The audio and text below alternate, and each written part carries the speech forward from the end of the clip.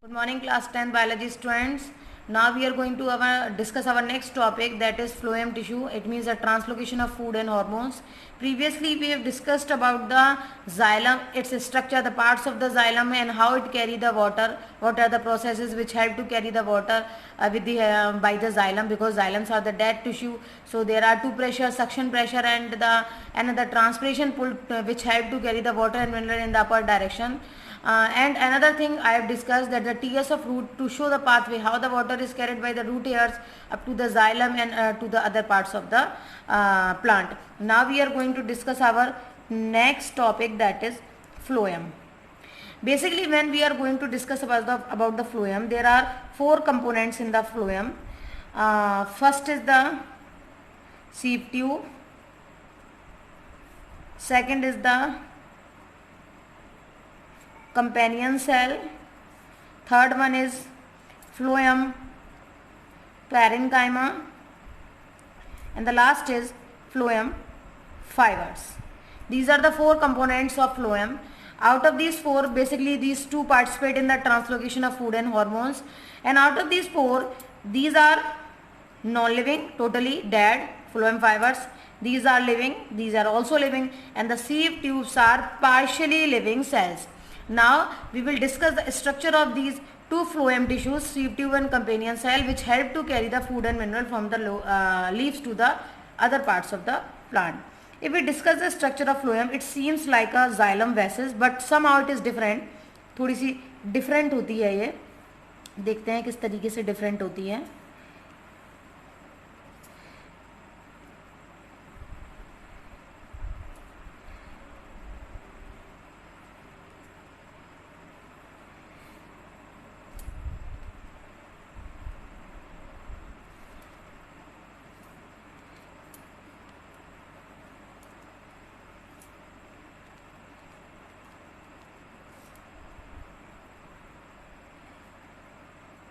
This is the cell wall, which is only made up of cellulose.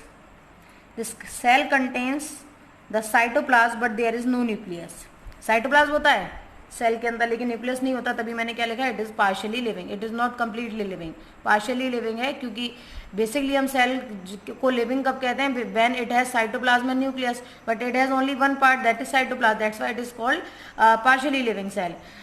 As you have observed in the structure of xylem vessels, they are totally, the ends are totally open. But in the sieve tube में क्या होता है, the ends have the sieve like pores. Ends में sieve जैसे pores होते हैं, छलनी जैसे pores होते हैं. These are known as sieve pores, and this complete structure is known as sieve plate. Okay. Now the nearby cell of the sieve tube, this is the sieve tube, and the nearby cell of sieve tube is known as companion cell.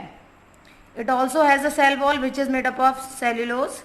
It has a prominent nuclei and it has a dense cytoplasm. It means it is a completely living cell. ये पूरी तरह से एक complete living cell है. So basically these are the two tissues which help to carry the food from the leaves to the lower parts of the plant. Now you can see in the diagram, the pores are not open. जो pores हैं वो पूरी तरह open नहीं है, जो ends है वो पूरी तरह open नहीं है, pores हैं. It means the food is transported, the selective food is transported from the higher concentration to the lower concentration. Now the question arises, if the main tissue to carry the food and hormone is the sieve tube, but it is partially living, then how it is capable to carry the food? कैसे capable है जब ये partially living है? Then the name given to the another cell, companion. Companion का मतलब है साथी, helper, जो help करे.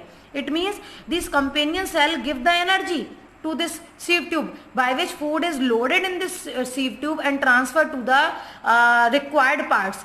नॉर्मली ये पार्शियली सेल है तो उसके पास इतनी एनर्जी नहीं है कि ये फूड को कैरी कर सके, इसीलिए जो कंपेनियन सेल है उससे ये एटीपी लेते हैं और फूड लोड होता है इन सेल्स में मीजोफिल्स टिश्यूज से. लीफ में स्पेशल टाइप के टिश्यूज होते हैं, मीजोफिल टिश्यूज, जिनको हम फोटोसिंथेटिक टिश्यूज भी कहते हैं.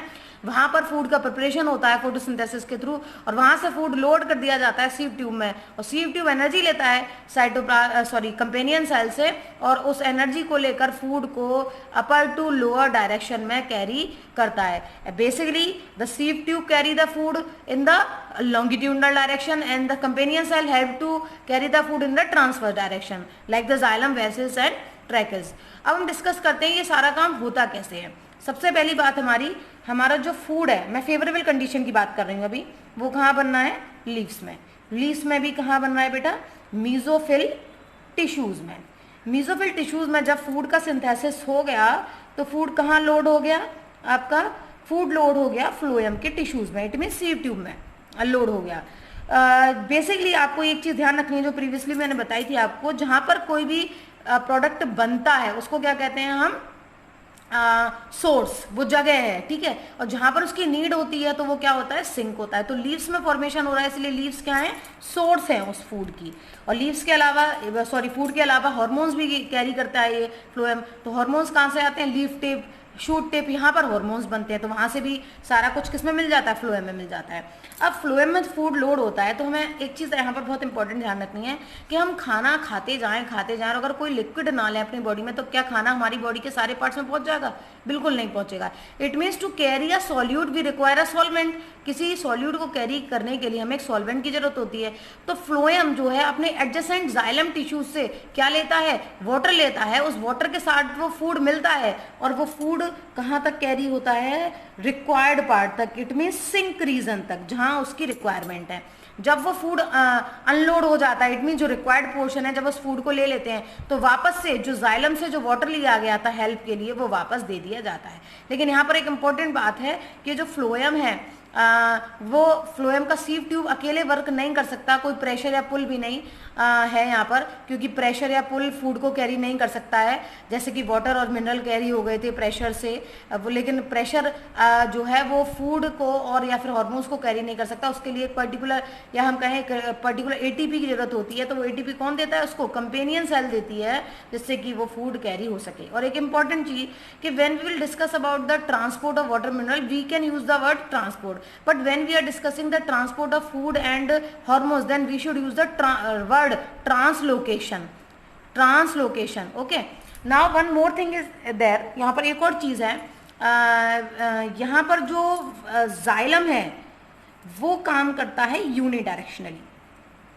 यूनिडायरेक्शनली मीन्स हम ये कह सकते हैं कि जाइलम हमेशा फंक्शन करता है रूट टू अपर पार्ट्स, ओके। तो एक डायरेक्शन में ही काम कर रहा है, केवल रूट से ऊपर वाले पार्ट्स तक ही जा रहा है। तो हम कह सकते हैं the function of xylem is unidirectional. जो जाइलम का फंक्शन है वो क्या है? यूनिडायरेक्शनल है। लेकिन जब हम बात करते हैं फ्लोएम की, जब हम थोड़ा सा फ्लोएम के बारे में बात करते हैं तो जो फ्लोएम है वो काम करता है by directionally, okay, by directional. अब कहेंगे मैम कैसे? ऐसे कैसे हो गया भाई? अभी तो आपने बताया कि लीफ से लोअर पार्ट्स में जा रहा है। देखिए अब आपको ध्यान से सुनिए बात। फेवरेबल कंडीशन में जब प्लांट्स को सूटेबल कंडीशन मिल रही है, सब कुछ अवेलेबल है, तब नॉर्मली फूड कहाँ कैरी होता है? अपर टू लोअर डायरेक्शन में, मतलब लीव से रूट्स की तरफ। लेकिन जब प्लांट्स अनफेवरेबल कंडीशन में आ जाता है, अनफेवरेबल से मतलब है जब प्लांट अपनी लीव्स को शेड कर देता है, when plant shade there leaves, तो जब लीव्स गिर गई इट मींस सोर्स खत्म हो गया। तो उस समय जो प्लांट है वो अपने फूड को कहाँ स्टोर करता है? रूट्स में। During unfavourable condition, unfavourable condition में कहाँ स्टोर हो रहा है फूड? रूट्स में। तो रूट से उस समय जो फ्लोएम है वो फूड को कहाँ कैरी करेगा? अपर पार्ट में। Clear? In unfavorable condition, the food is stored in the roots in the form of starch, and that time phloem carry the food from the lower to upper direction. That's why the function of phloem is bidirectional and the function of xylem is unidirectional. So we have completed the transport portion. हमने transport जो portion है animal, plants को दोनों में complete कर लिया है. Now only one topic is remaining in our chapter 1 of class 10 biology, that is excretion. So next time I am going to discuss the excretion in plants. So be ready for the topic. Till then, goodbye, have a beautiful day.